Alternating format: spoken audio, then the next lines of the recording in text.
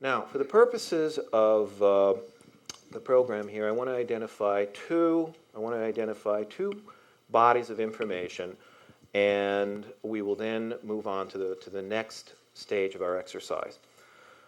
One, there is in your spiritual development what I refer to as the strategy of the 8 human needs. This fundamentally was a synergy of the works of Siddhartha, that is Buddha, and those of Abraham Maslow, psychiatrist. And essentially, the 8 human needs are the idea that by focusing your intent or your consciousness on key 8 human needs, you can then form the right questions by which you gain insight and guidance into key areas of your life in order to heighten consciousness or to become more fully human as a being of mind, body, and spirit. Your first critical human need is right understanding. Right understanding. And right understanding is essentially the right to life without fear. Okay, the right to life without fear. Now, I'm going to amplify on this issue of fear, in a little bit. That will be my second body of information when we deal with what I call spiritual intelligence. Your second human need is right labor. Okay, it is right labor. Right labor is something that flows out of your own talents, is something you love to do, so therefore is self-sustaining. It is something that flows out of your own talents, is something you love to do, and so therefore is self-sustaining. In the simplest of terms, it is probably the dharma that you have developed in other lives. It is the service that you have developed in other lives. It can be a career, or it can be a social service, or it can be a hobby, whatever way you care to express it. But it is critical human need, and it is called right labor. Your third human need is right diet. Okay, right diet. Now, right diet, as we can see from the Casey models, the works of Dr. Dean Ornish, and a friend of mine by the name of Dr. Gabriel Cousins, is your right to life with health and well-being. And essentially, I am an advocate of vegetarianism. I am a lacto-vegetarian, which means a lack of vegetarianism in my diet. Anyone who saw me at the hotel, bacon and eggs. But Casey drank coffee too, so I feel like I'm off the hook. But the key to right diet is as much live and organic food as you can have in your diet. For people who still need certain protein sources, as there are different doshas, different body types, as in the Vedic things. In other words, some people are more protein types, other people are more, say, sugar-based types, et cetera, et cetera. There are a different number of body types, so therefore different nutritional needs. You may want to work with, say, the Mediterranean diet, okay, for people who still eat fish, meat, and fowl, because it minimalizes those, or rather puts them in the proper perspective.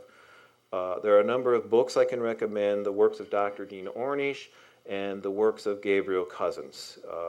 These two researchers, working independently of each other, have begun to confirm many of the insights of the physician Robert O. Becker and the works of Norman Shealy, which is the idea that right diet has an entirely different paradigm for healing because it is not based on a disease model, it is based on tissue regeneration. It is based on tissue regeneration. Dr. Dean Ornish was one of the first people that by using thermal grafts, he was able to demonstrate that rather than radical heart surgery, people could grow new blood vessels when there were blocked arteries. Okay. Gabriel Cousins has been able to demonstrate neural tissue regeneration. Neural tissue regeneration. And above all else, Gabriel is pointing out that live food can put diabetes in remission, and with heart disease in remission, Deepak Chopra points out there is no reason statistically that people shouldn't live to be 100 or 125 years of age, which has already occurred. Remember the woman in France who lived to be 126? And my favorite story about her is that an attorney who really liked her bought her home and gave her what was called a reverse mortgage. He was giving her the equity out of her home, but she outlived him. He said it was the only bad investment he ever made. And he ended up paying her 3 times what the house was worth. And the interesting thing about her is that history is different. It says that history is right up until the point in time that you were born. And after that, it's called life. And she remembered having conversations with Van Gogh when she was a 14-year-old girl. She actually saw him painting. Okay. So essentially, right diet is your right to life with health and well-being, and just as Casey described, it is a model of regeneration and rejuvenation. Okay. Yes? Define live food. Live food would be organic food that is uncooked or unfrozen, because the cell walls haven't been broken down and all the nutrients are there intact. And the books I describe give you not the idea of an iceberg, lettuce sitting in front of you with an olive. It's a whole cuisine. It's really there's the book in particular, The Rainbow Green Cuisine by Gabriel Cousens, and it's really a whole cookbook and his clinical model of what occurs when eating live food. He also believes that the life force is intact in the food. So you're re-energizing the chakras. After right diet, you then have what is called right fellowship, okay, which is the heart-centered need. That is essentially your association with people who help you pursue your goals as you identify them to be, and also people who you can help them pursue their goals as you identify them to be. In other words, they are your soul group. They are your soul group. They are the people who you are simpatico with. They are those people who appear in time and space just as there is a need to be fulfilled. So that is your right fellowship. Now, as an example of how the needs interface, have you ever noticed that as you begin to get energetic in an area of your life, say such as right labor, subtle shifts begin in your social field, okay? Or people begin to appear to help you to carry out that particular labor. This is how the needs begin to interface and begins to make life self-correcting. The next element is what is called right expression, which is the throat chakra. It's how you articulate yourself, how you choose to express yourself, how conscious you are of your identity as a being of energy, right expression. There is then what is called right prayer, right meditation, which we defined earlier, and then finally what is called right mind, which is the clarity you have when any of the other needs are met. Now, I want to give you an example of right labor, because right labor is one of the easiest of the needs to understand, and when you begin to access the human needs, you begin to function in the world from altered states. From altered states. Have you ever had a day where all of a sudden everything in your actions just began to flow and the whole day was synchronistic? Okay? And have you ever noticed that often that seems to be stimulated in an area you sort of have a certain proficiency in? Okay, and you go like, I can't wait to do this, okay? And at the end of the day, everything flowed so synchronistically and so wonderfully, and you are so energetic that at the end of the day you go, if I could feel the way I feel now, I could do anything. And you go, this day was so miraculous, it can't be real. Okay, remember that statement? Okay, when the day is flowing in that way, and you have almost transcended what you consider to be, say, the obstacles of life, you have remembered who you are. And you are beginning to no longer function from the mind of figuring out the day's activities. You are functioning from the soul. Okay? You're no longer functioning, say, from the builder, the analytical, critical, and you're no longer conserving ideas upon which to then build success. You are in the life. You are having life, and you are having it more abundantly. But at the end of the day, when you go... This day was so miraculous, you trigger what I call the Brigadoon effect, and it all appears to disappear. That is because you have developed an addiction to miracles. Okay?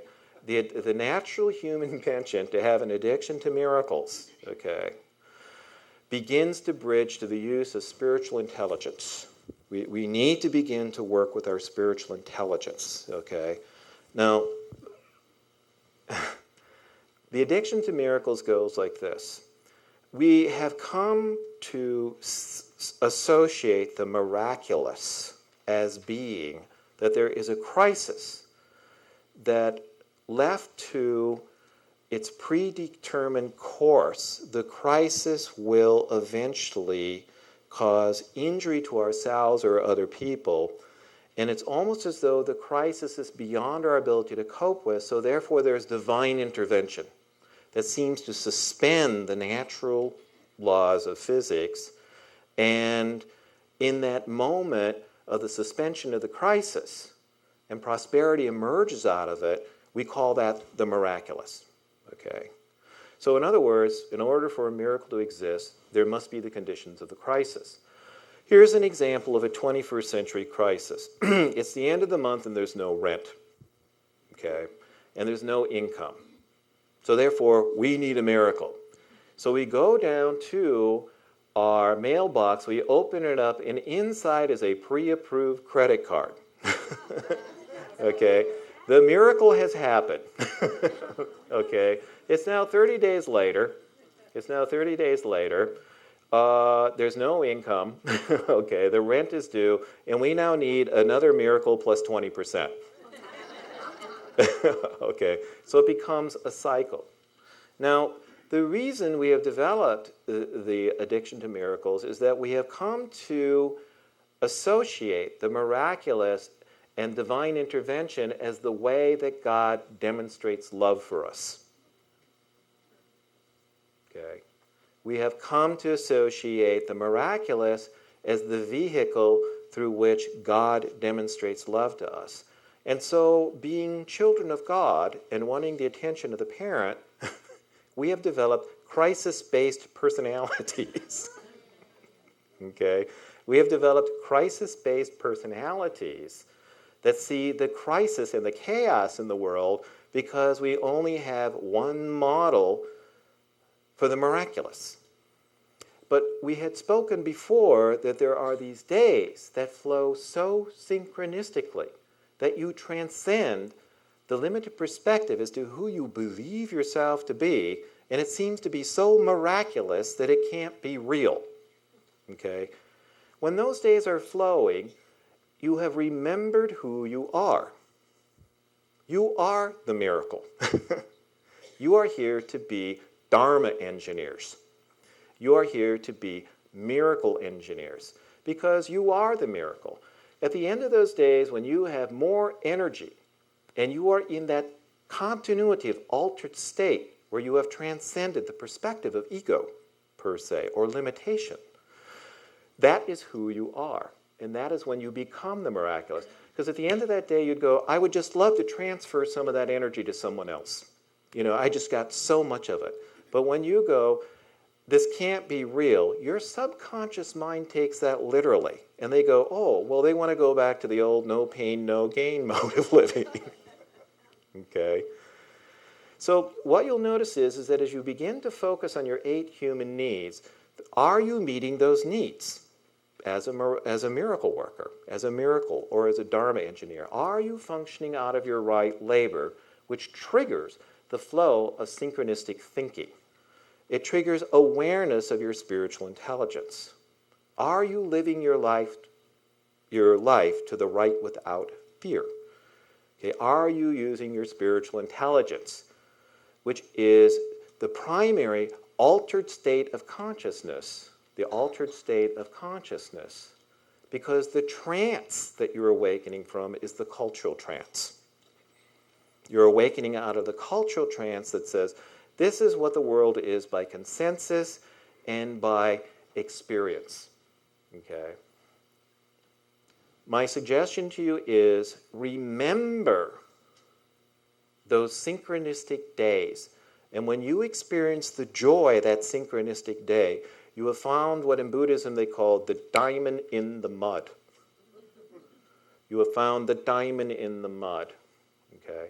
And when you find the diamond in the mud, you have remembered who you are. You have seen the brilliant God spark that is inside of you.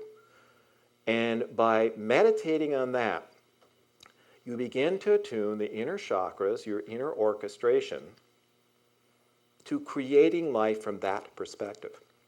Because one drop of joy transforms oceans of fear, anger, and jealousy.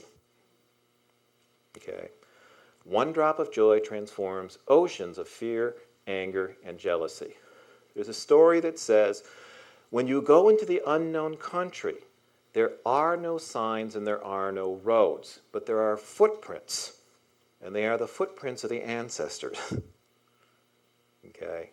And if you follow in the footprints of the ancestors, one of those altered states of consciousness, okay, you are looking for the diamond in the mud.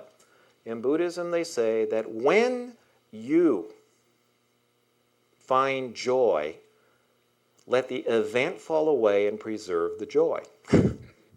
Let the event fall away and preserve the joy. Now, Spirit, through me, has enhanced on that, or have added the insight, that if you experience joy, and you take that joy to all parts of your life, you have developed a ritual. But if you experience joy, and you don't take it to all parts of your life, you have developed an addiction. Okay? So one drop of joy transforms oceans of fear, anger, and jealousy. Your right to life without fear is through a strategy of redefining fear and understanding its function. God is to be feared, God is an angry God, and God is a jealous God, and your arms are too short to box with God. So we are created in the divine image. So if God is to be feared, and if God is essentially angry, and God is a jealous God, we are made in that image. But we have developed strategies to repress those emotions, assuming that psychically they are part of the ego construct that is a barrier between us and higher states. Quite the contrary. Emotions are the language of the soul. The personality is the language of the soul. And so it is through a redefinition of your relationship to fear as a form of mythic, poetic language that we will look at to go to the next level of altered states. The repression of fear,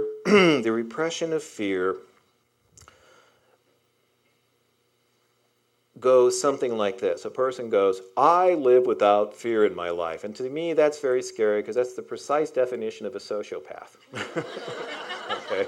They don't feel anything. Okay? So that's very scary. On the other hand, if you understand the function of fear, and there is now some better literature, out there, but what fear is, it's at the base of the spine. It's the fright-flight syndrome. So it is part of the physio-kundalini. Okay, it's part of the neural meridian system.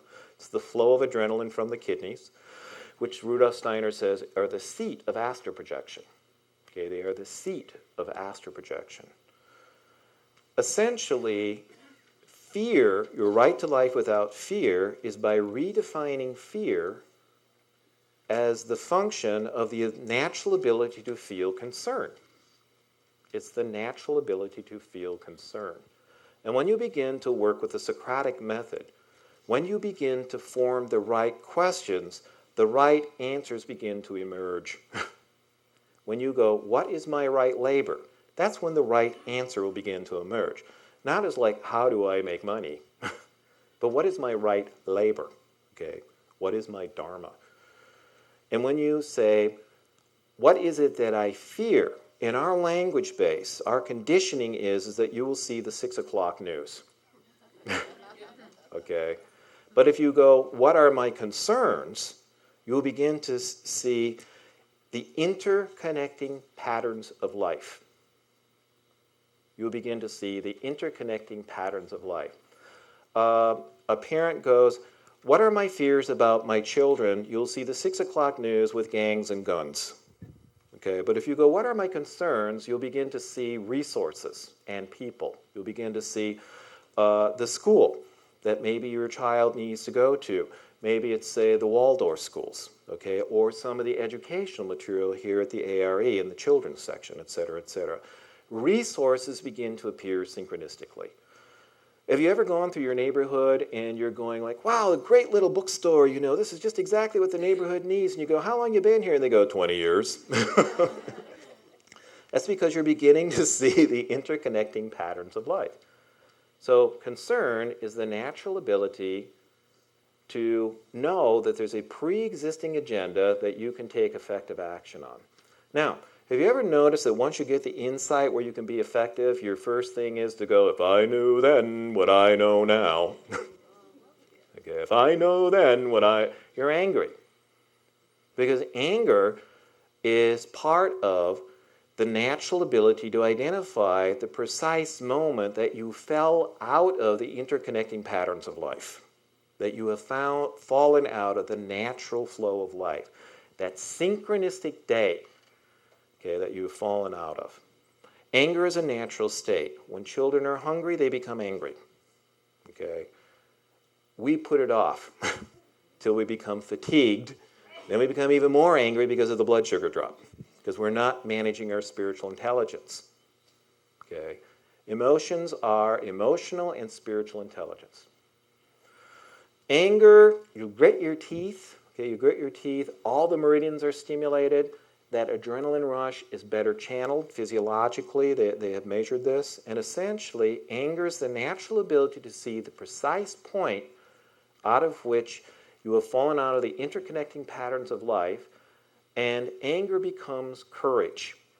And courage is the natural ability to act on the pre-existing agenda. It is the natural aptitude to identify the point in which you can act on the pre-existing agenda.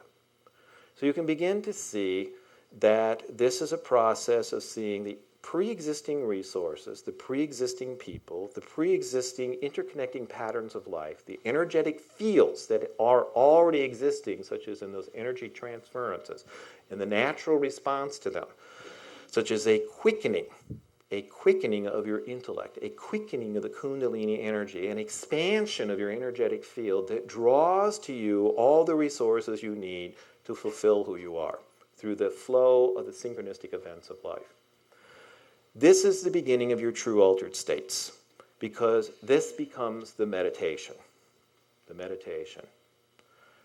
Because when you go, if I knew then what I know now, it's just like lightning.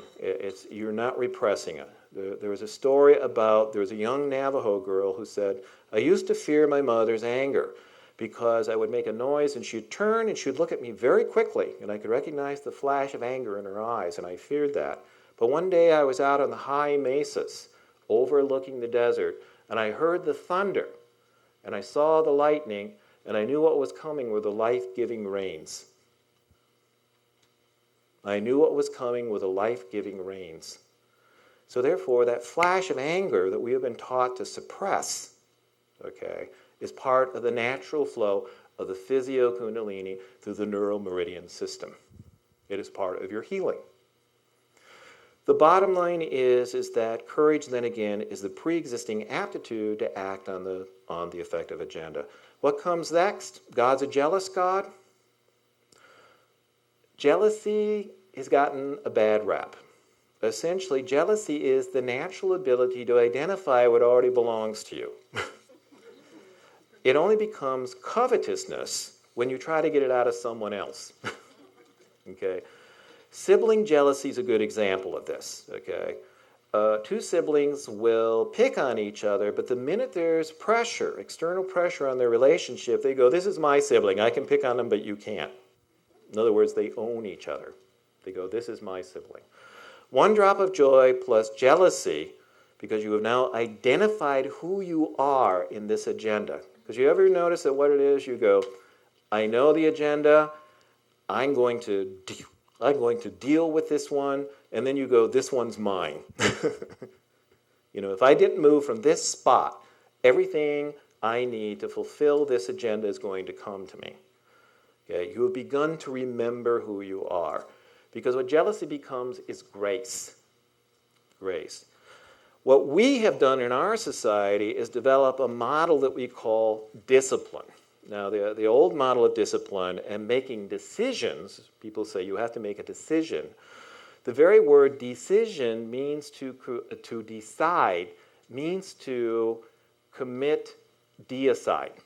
It's in the same root terminology as homicide. It means that you have killed God in your life when you make a decision. It means you have separated yourself from the greater whole. And it comes at the sacrifice of the greater whole, because the old model of discipline used to go like this. They would go, I'm going to focus my will, I am going to make a decision, I'm going to sacrifice everything else around me in order to obtain this goal, and by the time I get there, I'm going to be too emotionally exhausted to enjoy it, but by God, I had discipline. Okay. Everyone recognize that model? Because, I'm going to suppress everything else, I'm going to suppress my fears, I'm going to be disciplined, etc., etc. Real sacrifice is cutting away what's unnecessary to receive what already belongs to you. And grace is developing emotional gravity. It's developing emotional gravity. Anyone been to Peru? Egypt? Okay. India? Ireland? Okay. These are all great. Mississippi? Mississippi River? Okay. These are all the great river valley cultures. And what it is that when you become a valley, the lightning strikes the mountain, brings down the rich soil and the gold, literally in Peru, in the Urubamba River Valley. Farmers have no use for gold, so they just used to throw it to one side like a big lump. But it brought down all the fertile soils, and the famous terraces sorted it all out. Gravity brought them everything. That's why it says, don't become like the mountaintop, but become the valley and develop emotional gravity, and life will bring you everything. It brings you all the rich soil by which you create Eden. That flow of living life synchronistically, that one drop of joy transforms oceans of fear, anger, and jealousy into concern, courage, and grace. That's your meditation. The trance is awakening from the cultural trance to know about the synchronistic flow of life by remembering who you are. And you have remembered who you are when you receive the natural joy that's already existing inside of you. Because joy is one half of love. Love consists, and it's the heart-centered realization, love consists of sorrow and joy. But sorrow needs to be redefined. Sorrow is the natural ability to empty yourself out to receive the next level of joy. It's the natural ability to empty yourself out to receive the next level of joy. Does not have anything to do with remorse, I did something bad. Okay? It's the ability to empty yourself out to receive the next level of joy, to start the physio-kundalini process that we described before. This is called Anja Yoga. It is the yoga of the third eye. It is the yoga of the mind as the builder. It is the bridge between, essentially, the mind and the soul. It is a union of mind, body, and spirit. It is the yoga of myth, poetry, math, and beauty. It's aesthetics. Finally, then, one drop of joy plus concern becomes compassion. Okay? And that's in the throat center. Compassion is the ability to give of yourself and knowing it will return to improve your life and the lives of those around you. One drop of joy plus courage becomes passion, which is the flow of synchronistic events that you act on that does not require analysis. It's an example is your right labor. It's just you step into that and it just flows for you. Finally, then, there is the issue of one drop of joy plus grace becomes empathy. It is where you enter into those telepathic rapports with people of your right fellowship, people who are close to you, who form your spiritual family and your family. It is a healing of relationships. It's a manifestation of right fellowship. And finally, you enter what is called a theoempathic state. It's a real word, and it means when your emotions are aligned with a sense of the divine. You might call it an ecstasy. An ecstasy. It is that flow of a synchronistic day and the sensation that it puts you in, that transcendental sensation, that is your meditation. Okay? That is your meditation. When you've experienced joy, that is the perfect pitch. Now, how many of you remember that nice, sweet, romantic movie? It's called The Bodyguard. Okay? Do you remember the song called "And I Will Always Love You"? Do you remember that? Okay? You like that one. And what it is... But you notice this, did you ever notice you went out and got the DVD, and you're watching in the movie and you just can't wait for the song to get there, because you're waiting for the song. You're going through the whole movie, but you're waiting for the song, okay? And she's singing and singing, and then she hits that one perfect note where she goes, and I, and then it's that one perfect note that you're waiting for. Because from there on out, you're so ecstatic, you don't even hear more lyrics of the movie. You're waiting for that one perfect note. So you don't need the movie, and you don't even need the song. It's just that one crystal clear, perfect note that is and everything else is our anticipation. And everything after the note is pure ecstasy. Okay? It is just a pure ecstatic state. Joy is that perfect note. Life is the movie and it's the song.